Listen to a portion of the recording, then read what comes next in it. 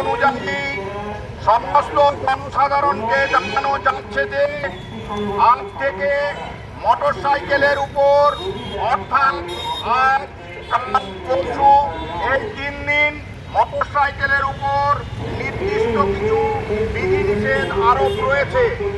নিজের অত্যন্ত প্রয়োজনীয় কাজ ছাড়া ডাক্তার বা ওষুধ সংক্রান্ত অথবা পারিবারিক জরুরি প্রয়োজন ছাড়া কেউ মোটরসাইকেল নিয়ে অযথা ঘোরাঘুরি করবেন না। নির্বাচন কমিশনের নির্দেশ অনুযায়ী সমস্ত জনসাধারণকে জানানো যাচ্ছে যে আজ থেকে মোটরসাইকেলের উপর অর্থাৎ আজ কাল পরশু এই 3 দিন মোটরসাইকেলের উপর নির্দিষ্ট কিছু বিধিনিষেধ আরোপ রয়েছে।